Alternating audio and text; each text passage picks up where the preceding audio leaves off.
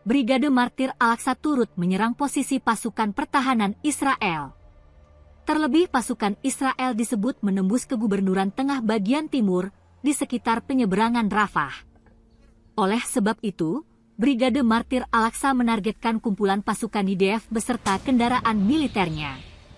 Adapun Martir Al-Aqsa menyerang Israel dengan roket 107 mm dan peluru mortir kaliber berat. Serangan itu tentara IDF tewas terbakar di dalam tank. Kelompok perlawanan Palestina menyatukan kekuatan menyerang posisi Israel di Palestina. Brigade Al-Quds merilis aksi gerilya menargetkan pemukim Israel dan konsentrasi pendudukan dengan rentetan serangan roket dan mortir.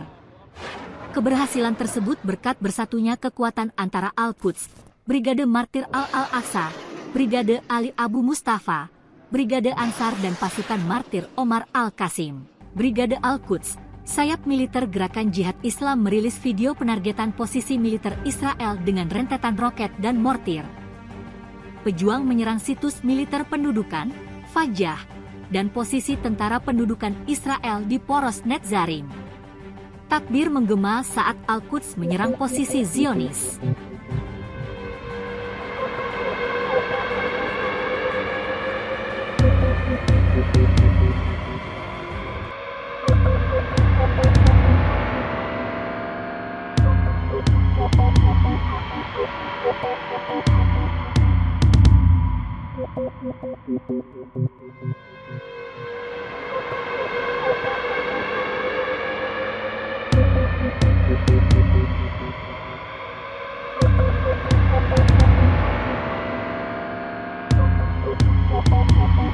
Faksi-faksi milisi perlawanan Palestina saat ini tengah menghadapi pasukan pendudukan Israel yang menyerbu Kambalata dan Askar di timur Nablus serta Nur Samti Tulkarem tepi barat. Brigade Al-Aqsa, sayap militer gerakan Fatah, mengumumkan bahwa para petempurnya terlibat dalam konfrontasi sengit dengan pasukan IDF.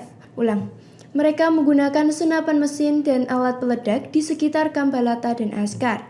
Sementara pasukan IDF menyerbu kedua kamp dari pos pemeriksaan Beit Furik pada Jumat 12 Juli 2024. Mereka ditempatkan di daerah itu dan naik ke atap bangunan dekat pintu masuk Kambalata lalu melepaskannya. Pasukan IDF dilaporkan menangkap seorang pemuda tak dikenal di sebuah rumah kamp Askar. Mereka juga menembaki ambulans di dekat Kambalata. Kelompok pejuang Hizbullah dari Lebanon meluncurkan operasi militer ke-10 target di Israel. Balas dendam itu sebagai respon atas serangan Tel Aviv di Gaza dan selatan negara mereka.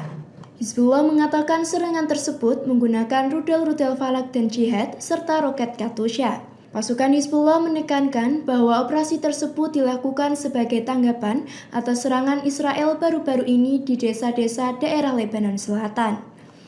Kelompok Hizbullah yang didukung Iran menerbitkan rekaman drone yang menunjukkan lokasi fasilitas dan infrastruktur militer Israel yang sensitif di dataran tinggi Golan.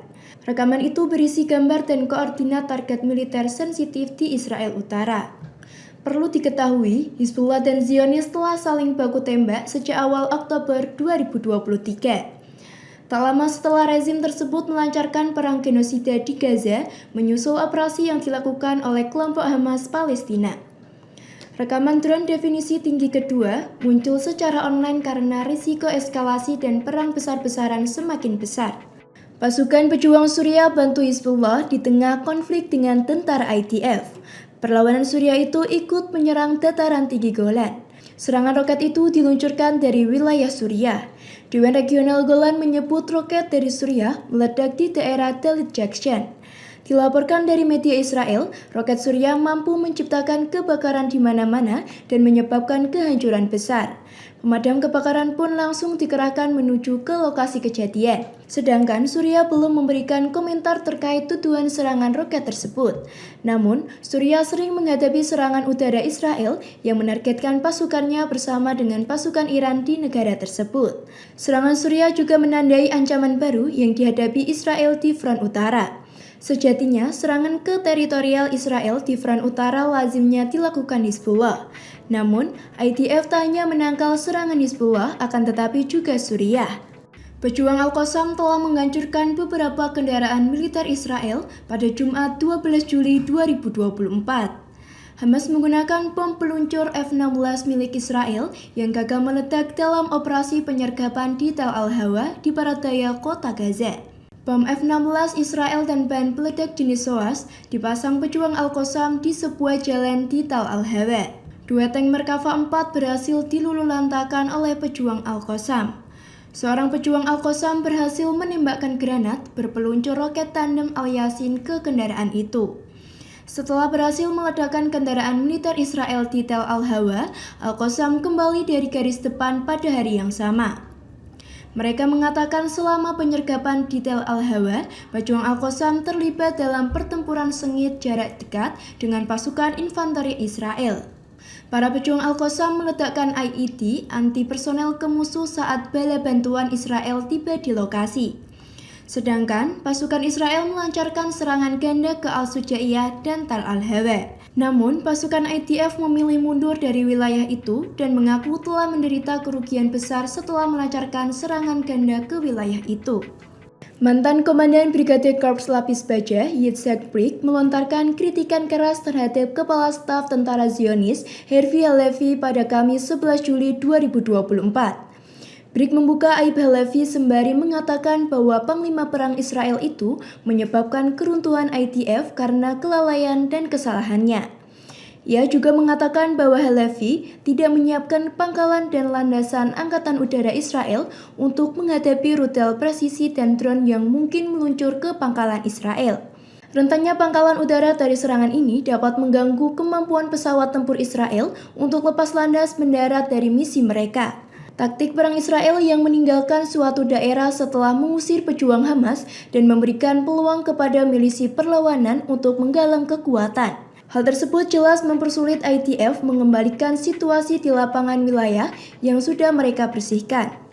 Hamas mengecam klaim Israel yang menjadikan Komandan Senior Hamas, Mohammed Deif, sebagai alasan untuk menyerang kamp pengungsian Al-Mawasi. Akibat dari serangan udara Israel di kamp pengungsian Al-Mawasi, sekiranya 71 orang tewas dan 289 luka-luka.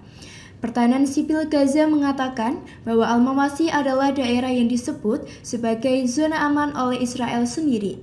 Namun, Israel justru melancarkan serangan udaranya ke wilayah tersebut. Mohammed Deif ada di daerah tersebut, namun Hamas membantahnya. Mereka mengatakan bahwa itu hanyalah akal-akalan Israel untuk menyerang warga sipil.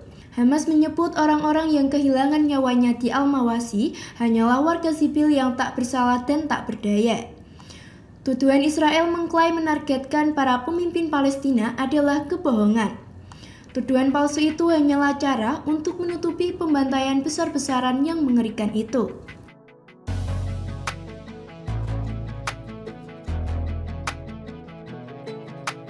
Download Tribun X sekarang, menghadirkan lokal menjadi Indonesia.